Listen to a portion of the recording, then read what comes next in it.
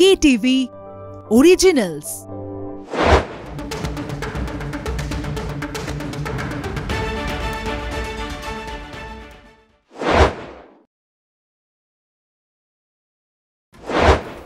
Welcome to stadium bulletin. আমাদের gift sponsor expression novelties private limited, Samsung experience zone.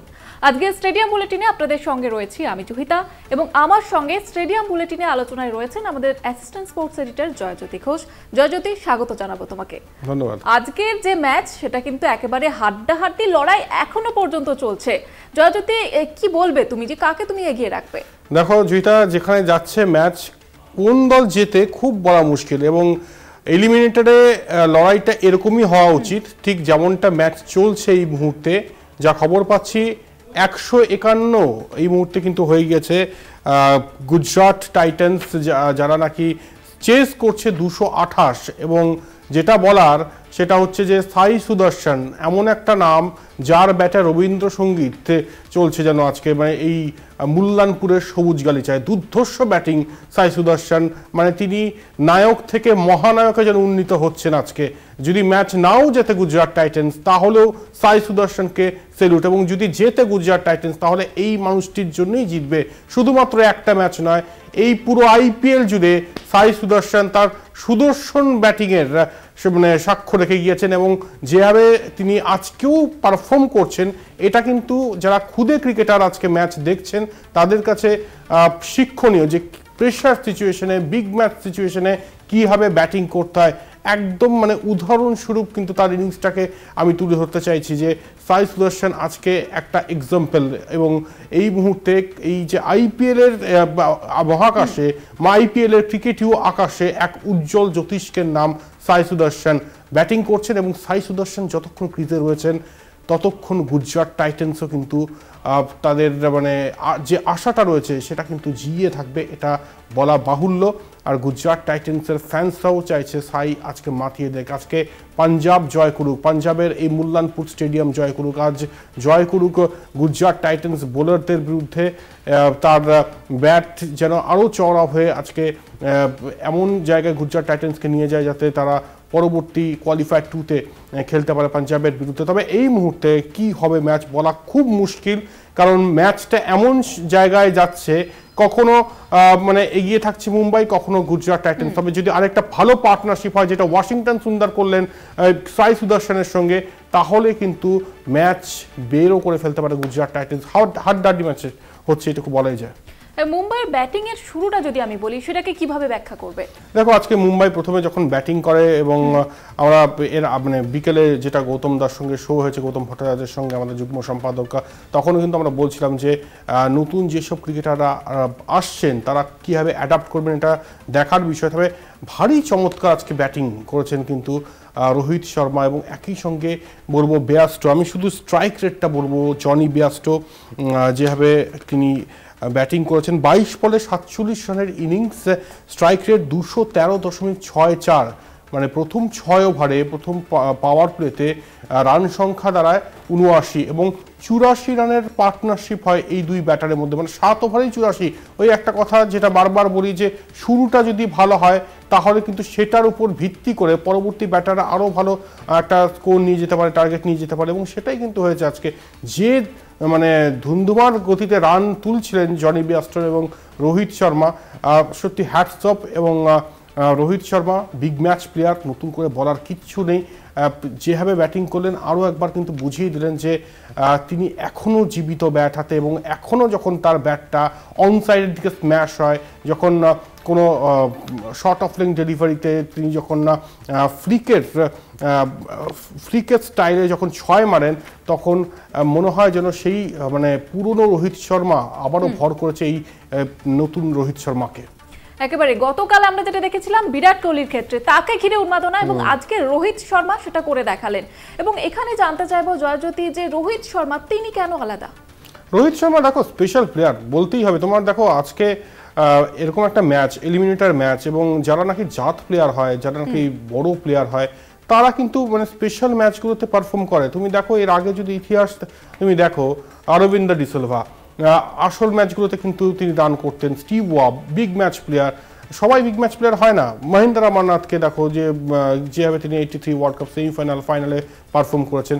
তাই রোহিত শর্মার ক্ষেত্রেও আমি কিন্তু ওটাই বলবো যে ক্রুশিয়াল ম্যাচগুলোতে তিনি পারফর্ম করেন। তুমি দেখো চ্যাম্পিয়ন্স ট্রফির ফাইনাল, সেখানে রোহিত শর্মার পারফরমেন্স, আজকে এলিমিনেটর যেখানে এত প্রেশার ম্যাচ, সেখানেও কিন্তু সেই বুড়ো হারেই ভেলকি দেখালেন দ্য হিটম্যান, এবং দুর্ধর্ষ 50 বলে 81 রানের ইনিংস, যেখানে স্ট্রাইক রেট 162।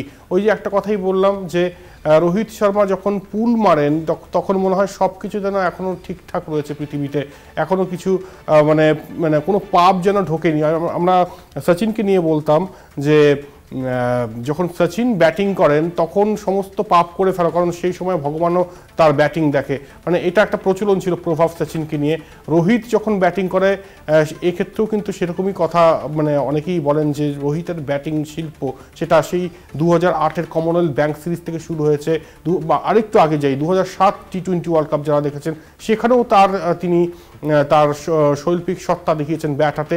আজও 2025-এও তিনি নট আউট রয়েছেন, তিনি ক্রমাগত তার অস্তিত্বের জানান দিচ্ছেন এবং দুর্ধর্ষ ব্যাটিং করছেন। দ্য হিটম্যান শো মুল্লানপুরের রাতের আকাশে, এবং তার ব্যাটে যেন আতশবাজি চলছে। আমি জানি না মুম্বাই এই ম্যাচ জিতবে কিনা। এখন যে সিচুয়েশনে এনিবডিজ গেম, 50-50 বলা যেতে পারে, সেখান থেকে রোহিত শর্মার এই ইনিংসটা কোনোভাবেই খাটো করা যাবে না। যদি মুম্বাই জেতে তাহলে তো অবশ্যই এই ইনিংসের চর্চা হবে, আর যদি হেরেও যায় কোনো কারণে, যদি শেষ ম্যাচে গুজরাট বেরও করে নেয় ম্যাচ, তাহলেও বলবো যে দুর্ধর্ষ ব্যাটিং হিটম্যান শো আজও চলছে। 2007 টি20 ওয়ার্ল্ড কাপ থেকে শুরু হয়েছিল, 2008 কমনওয়েলথ ব্যাংক সিরিজ, আমরা দুটো ফাইনাল ভুলে যাইনি, সেখানে আমরা দেখেছিলাম শুরুর দিকে। 2025 এত বছর পার হয়ে গিয়েছে, তারপরেও হিটম্যান শো আজও চলছে, এবং আজকের এই জেনারেশন যে হিটম্যান শো দেখতে পাচ্ছে নিজের চোখে, তারা কিন্তু অবশ্যই ভাগ্যবান। আরও একটি গুরুত্বপূর্ণ বিষয় আজকের ম্যাচে, সেটা হচ্ছে হার্দিক পান্ডিয়ার ক্যাপ্টেন্সি। এটা নিয়ে কি বলবে? হার্দিক পান্ডিয়া দেখো চ্যাম্পিয়ন ক্রিকেটার। এর আগের মরশুমটা তুমি একবার চিন্তা করে দেখো, হার্দিক পান্ডিয়াকে নিয়ে বুইং করা হচ্ছিল এই গুজরাট টাইটেন্সেই কিন্তু তিনি ক্যাপ্টেন্সি করেছিলেন একটা সময়। 2022 সালে গুজরাট টাইটেন্সকে তার ক্যাপ্টেন্সিতে আইপিএল ট্রফি জিতিয়েছিলেন, এবং তার ঠিক পরের আইপিএলও ফাইনালে নিয়ে গিয়েছিলেন, এবং সেই ফাইনালটা রুদ্ধশ্বাস ফাইনালটা যে চেন্নাই সুপার কিংস জেতে। তো পরপর যে টিমটাকে দুবার ফাইনালে নিয়ে যায়, একবার রানার্স আপ করে, একবার চ্যাম্পিয়ন করে, সেই টিমের বিরুদ্ধে আজকে তিনি নেমেছেন, এবং মুম্বাই ইন্ডিয়ান্সে তার আশা নিয়ে অনেক বিতর্ক হয়েছে। গতবার তাকে বুইং করা হয়েছিল, সঞ্জয় মঞ্জরেকরকে বলতে হয়েছিল যে বিহেভ, ক্রাউডকে বলতে হয়েছিল যে বিহেভ।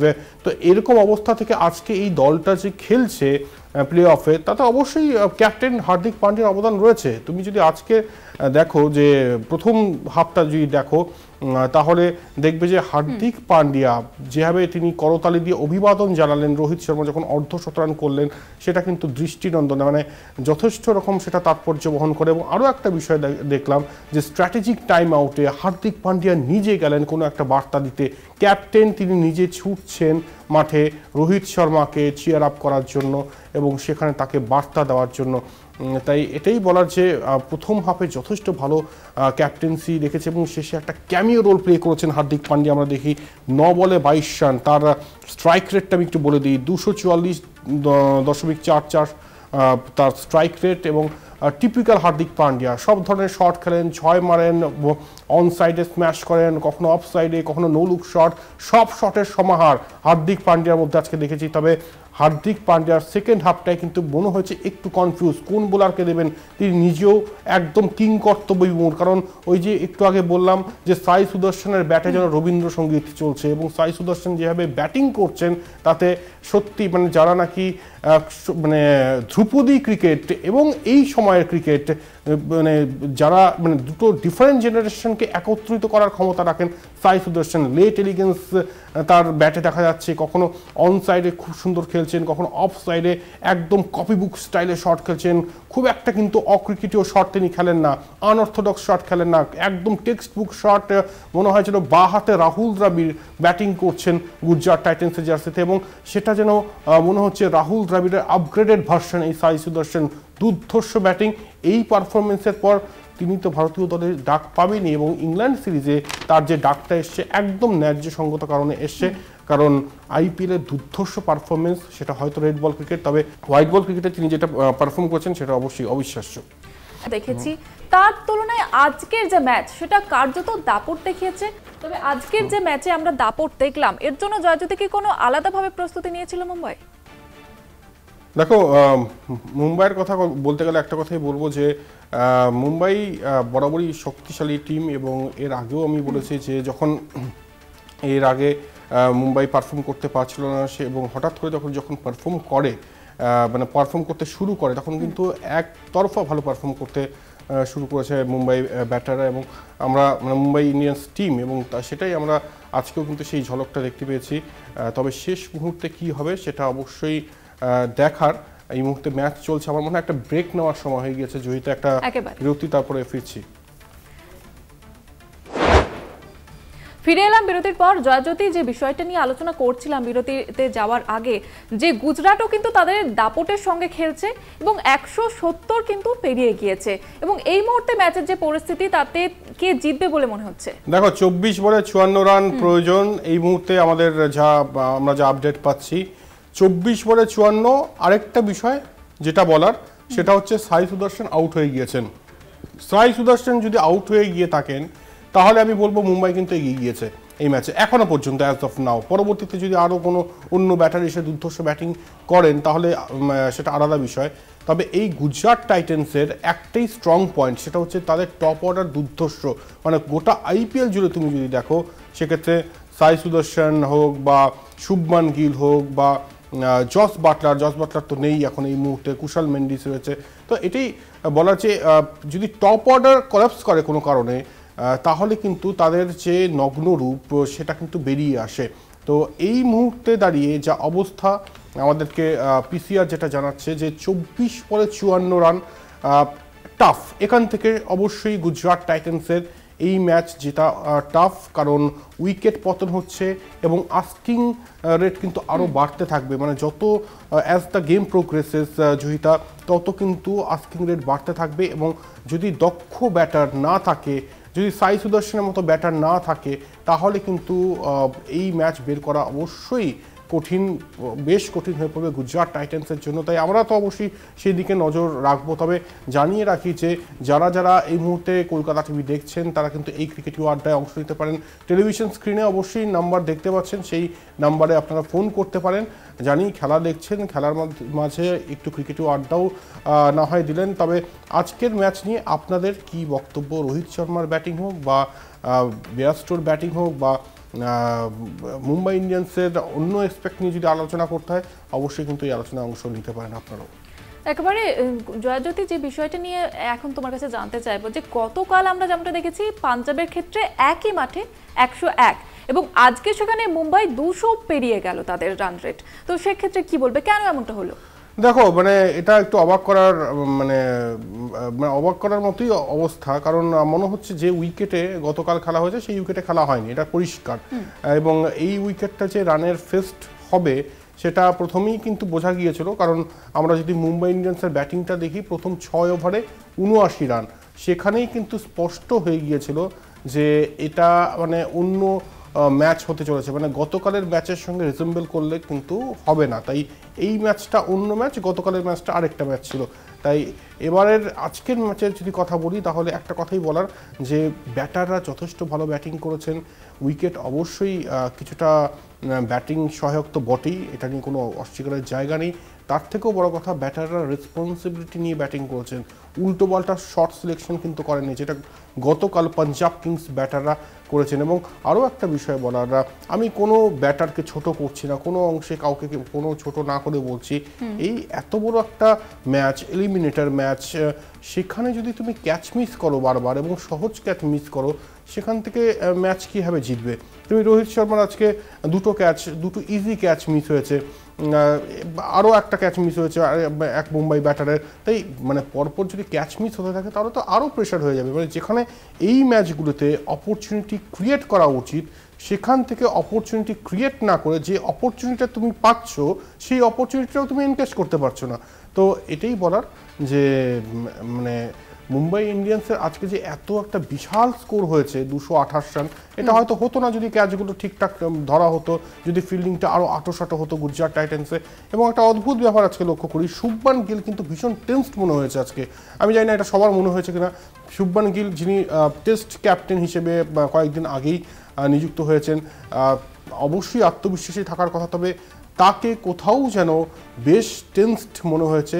আশিস নেহরা বারবার গিয়ে তাকে পেপটক দিয়ে এসছেন ঠিকই, তবে নিজেও টেন্সড, এবং সেটা তার ব্যাটিংয়েও কিন্তু লক্ষ্য করা গিয়েছে। তিনি আজকে ব্যাট হাতেও খুব বেশি কিছু করতে পারেননি। যদি তার এবং সাই সুদর্শন দুজনের একটা ওপেনিং পার্টনারশিপ ভালো হতো তাহলে কিন্তু রূপটা আরও অন্যরকম হতে পারত। তবে তারপরে অবশ্যই রিপেয়ারিং করেছে গুজরাট টাইটান্স, এটা বলতেই হবে। কুশল মেন্ডিস একটা ভালো ক্যামিও খেলার চেষ্টা করেছেন, যদিও কুশল মেন্ডিসের থেকে আরও এক্সপেকটেশন ছিল। কুশল মেন্ডিসের আজকে উইকেট কিপিং কিন্তু একেবারেই মানে যেটা আশা করা হয় সেটার ধারে কাছেও ছিল না, একদম সহজ ক্যাচ তিনি মিস করেছেন। তবে ব্যাট হাতে কিছুটা কন্ট্রিবিউট করার চেষ্টা করেছেন, যদিও সেটা মানে যতটা এক্সপেক্টেড ছিল সেটা পূরণ করতে তিনি পারেননি। তবে ওই পরবর্তীতে যে ফাটকাটা খেললেন, আমি জানি না এটা কার সিদ্ধান্ত, সেটা আশিস নেহরার সিদ্ধান্ত নাকি শুভমান গিলের সিদ্ধান্ত। এই যে ওয়াশিংটন সুন্দরকে প্রমোট করা, এটা কিন্তু দুর্ধর্ষ একটা সিদ্ধান্ত। ওয়াশিংটন সুন্দরের সঙ্গে সাই সুদর্শনের যে পার্টনারশিপ, তাতে কিন্তু মনে হচ্ছিল যে ম্যাচটা ঘুরে যাচ্ছে। এবং যে জায়গায় দাঁড়িয়ে এই যে আজকে এই মুহূর্তে আমাদের মানে যা অবস্থা, আমরা এই লাইভ শো করছি এবং ম্যাচ কোন দিকে যাবে সেই দিকে নজর রাখছি, এখনো যে আশা রয়েছে গুজরাট টাইটান্সের এই ম্যাচের। 3 ওভারে 45 রান বাকি আছে, কি মনে হচ্ছে জয়জ্যোতি? 3 ওভারে 45 রান বাকি, আমি আগেই বলেছি ম্যাচ কঠিন হয়ে গিয়েছে এই মুহূর্তে গুজরাটের জন্য। মুম্বাই ইন্ডিয়ান্স মনে হয় না এখান থেকে ম্যাচ মানে ছাড়বে, কারণ মুম্বাই ইন্ডিয়ান্স আমরা জানি যে প্লে অফে উঠলে ডিফারেন্ট মুম্বাই ইন্ডিয়ান্স হয়। এবং এর আগেও আমি বলেছি বারবার যে মুম্বাই ইন্ডিয়ান্স বাজিগার এই আইপিএলের, প্রথম দিকে হেরেছে, পরের দিকে জিতেছে। এবং এটা শুধু এই আইপিএল না, এর আগের আইপিএলগুলোতেও কিন্তু আমরা দেখেছি। এই মুহূর্তে দাঁড়িয়ে তুমি যেটা বলছো যে 3 ওভারে 45, ব্যাটাররা কিন্তু শট খেলতে চাইবে, এবং যখন বড় শট খেলতে চাইবে তখন কিন্তু তারা মিস হিট করবে এবং শট সিলেকশনে আবারও ভুল হবে, ট্র্যাপড করবে এক্ষেত্রে মুম্বাই ইন্ডিয়ান্স বোলাররা। দেখা যাক অতিমানবিক কেউ এসে এই ম্যাচটা উদ্ধার করতে পারে কিনা গুজরাট টাইটান্সের। তবে এখান থেকে যা সিচুয়েশন, জুহিতা 3 ওভারে 45 এই ম্যাচ বের করা মানে কঠিনতম চ্যালেঞ্জ হয়ে যাচ্ছে এখান থেকে গুজরাট টাইটান্সের। ওটাই বলা যে প্রথম দিকে যদি শুভমান গিল একটু কন্ট্রিবিউট করতে পারতো, বা যেসব ব্যাটাররা কন্ট্রিবিউট করেননি সেভাবে তারা যদি কন্ট্রিবিউট করতো, তাহলে হয়তো ম্যাচের চেহারাটা অন্যরকম হলেও হতে পারতো। তবে হ্যাটস অফ সাই সুদর্শনকে, ম্যাচ হারুক বা জিতুক, যেভাবে তিনি ব্যাটিং করেছেন, যে লেট এলিগেন্স খেলেছেন, কখনো ডেভিড গাওয়ারকে মনে করিয়েছেন। তো এটাই বলবো যে দুর্ধর্ষ ব্যাটিং তিনি যা চিনিয়েছেন, তার এই মরশুমে 700 রান পার হয়ে গিয়েছে। যে প্রতিভার স্বাক্ষর তিনি রেখেছেন সেটা অবশ্যই তাকে কুর্নিশ জানাতে হবে। তবে এটাও বলবো যে না জিতলে হয়তো মানে তার ইনিংসটা সেরকমভাবে মর্যাদা পাবে না, তবে তিনি যতটুকু লড়াই করেছেন সেই লড়াইটাকে কুর্নিশ জানাতে কোনো অসুবিধা নেই একেবারে। এবং এই মুহূর্তে ম্যাচের যে পরিস্থিতি, তাতে কিন্তু কিছুতেই বোঝা যাচ্ছে না, এখনই বলা যাচ্ছে না যে কে জিততে চলেছে। তবে জয়জ্যোতি, আমি যদি পাঞ্জাব তো রয়েছে হাতে, কোয়ালিফায়ার 2 এ কি হয় সেটা দেখার, এবং আরসিবি ফাইনালে আমি যদি 3 জনকে দাঁড় করাই, 3টি দলকে, পাঞ্জাব, মুম্বাই এবং গুজরাট, সেক্ষেত্রে আরসিবির সব থেকে শক্তিশালী প্রতিপক্ষ কে হবে?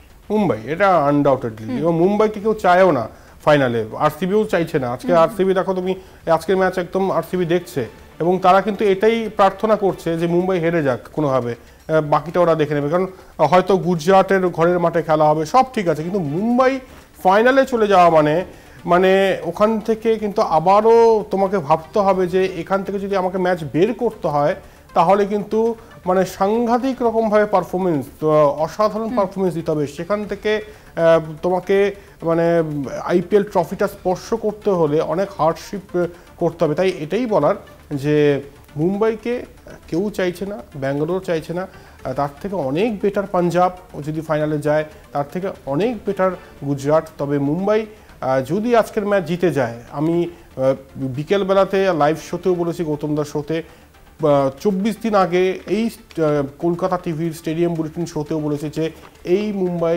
ভয়ঙ্কর মুম্বাই, মানে এবং প্রত্যেকে দেখো ক্লিক করছে। আমি খালি একটু স্ট্যাটস বলে দেবো, একটু সময় নিচ্ছি। রোহিত শর্মা 50 বলে 81, তার স্ট্রাইক রেট দেখো 162, ব্যস্ত 47 22 বলে, তার স্ট্রাইক রেট দেখো 213.64। সূর্যকুমার যাদব অবশ্যই রাতের আকাশে সূর্যোদয় ঘটাতে চেষ্টা করেছিলেন, 20 বলে 33, 165 তার স্ট্রাইক রেট। তিলক ভার্মা 11 বলে 25, তাকে আজকে প্রমোট করা হয়, 227.27 স্ট্রাইক রেট। হার্দিক পান্ড্যা একটু পরের দিকে নামে, 9 বলে 22, 244.44 স্ট্রাইক রেট। প্রত্যেকে কন্ট্রিবিউট করেছে মুম্বাই ইন্ডিয়ান্সের ব্যাটারদের কথা যদি বলি। তাই এই মুম্বাই যে ভয়ঙ্কর, এই স্ট্যাটস থেকে কিন্তু আরও একবার সেটা স্পষ্ট। এবং এখনো পর্যন্ত যা খবর পাওয়া যাচ্ছে যে 13 বলে 37 টার্গেট। কি মনে হচ্ছে জয়জ্যোতি, লড়াইটা কিন্তু আরো কঠিন? লড়াইটা কঠিন হচ্ছে, মানে আমি ওটাই বলবো যে 13 বলে 37। আমাদের পিসিআর টিমকে বলবো যে কটা উইকেট বাকি রয়েছে এই মুহূর্তে গুজরাট টাইটান্সের, সেটাও যদি বলে দেওয়া যায়। 6 উইকেট বাকি রয়েছে এখনো পর্যন্ত, 4 উইকেট বাকি রয়েছে, তো অবশ্যই 6 উইকেট বাকি রয়েছে, 6 উইকেট বাকি রয়েছে। তো দেখা যাক কি হয়, এখনো অনেক কিছু হতে পারে। মানে টি-20 গেম এক্ষেত্রে বলা খুব মুশকিল। তবে 13 বলে 37 অসম্ভব হলেও হতে পারে। আমরা যদি দেখি অসম্ভবকে সম্ভব করেছে এর আগে। আন্দ্রে রাসেলকে দেখেছিলাম, অনেক বড় বড় ব্যাটারকে দেখেছিলাম, মহেন্দ্র সিং ধোনিকে দেখেছিলাম। সেই রকম কোনো ব্যাটার এইরকম পারফরমেন্স যদি দিয়ে দেন, মানে তাহলে 13 বলে 37ও সম্ভব। কে বললো যে অ্যাচিভেবল নয়? অবশ্যই অ্যাচিভ করা যায়। তবে ম্যাচটা যে হাড্ডাহাড্ডি হচ্ছে এবং এলিমিনেটর যে একদম জমে ক্ষীর, মূল্যানপুর যে একদম জমজমাট, এটা বলতে এতটুকু কিন্তু দ্বিধাবোধ করছি না। একেবারে একদিকে গুজরাটের স্নায়ুর চাপ বাড়ছে, তবে স্টেডিয়াম বুলেটিনের সময় কিন্তু একেবারে শেষের পথে। তো জয়জ্যোতির কাছে যাব। জয়জ্যোতি, আজকে দিস ডে দ্যাট ইয়ার কি রয়েছে? দিস ডে দ্যাট ইয়ারে আজকে জগমোহন ডালমিয়া মানে দুর্ধর্ষ ক্রিকেট প্রশাসক ছিলেন তার সময়। আমার কাছে তিনি ভারতীয় ক্রিকেটের ক্যারি প্যাকার। তার জন্মদিন 1940 সালে আজকের দিনে তিনি জন্মেছিলেন, এবং কতটা দক্ষ প্রশাসক যে বিসিসিআই তার শেষ জীবনেও কিন্তু তার দ্বারস্থ হয়েছিল। তাই তাকে শ্রদ্ধা স্টেডিয়াম বুলেটিনের তরফ থেকে। একেবারে এবার কুইজে যাব জয়জ্যোতি। দুজন কিন্তু তারা উদ্বিগ্ন হয়ে রয়েছে, তাদের নাম ঘোষণা হয়নি, এবং আজকের কি কুইজ রয়েছে? দুদিনের আমি উইনারের নাম বলে দিচ্ছি। দুদিনের প্রথম দিন হচ্ছে রাহুল দে, পরের দিনে হচ্ছে শান্তনু বেলেঘাটা থেকে। Expression novelties private limited Samsung experience জোনের তরফ থেকে অনেক অনেক অভিনন্দন আপনাদেরকে। এবং আজকের কুইজটা বলে দিই, 1996 ক্রিকেট ওয়ার্ল্ড কাপ নিশ্চয়ই মনে আছে যারা দেখেছেন। 96 ওয়ার্ল্ড কাপে কোকাকোলা অফিসিয়াল ড্রিঙ্ক স্পন্সর ছিল, তাকে টেক্কা দিয়ে পেপসি একটা ট্যাগলাইন দেয়, সেই ট্যাগলাইনটা কি? একেবারে, এবং দেখা যাক আজকের ম্যাচে কে জেতে এবং কে হারে। তবে স্টেডিয়াম বুলেটিন এখানেই শেষ করতে হচ্ছে, তাই ধন্যবাদ জানাবো জয়জ্যোতি তোমাকে, এবং দর্শকদের জন্য বলবো আপনারা দেখতে থাকুন স্টেডিয়াম বুলেটিন এবং কলকাতা টিভি রাত 3 7 দিন।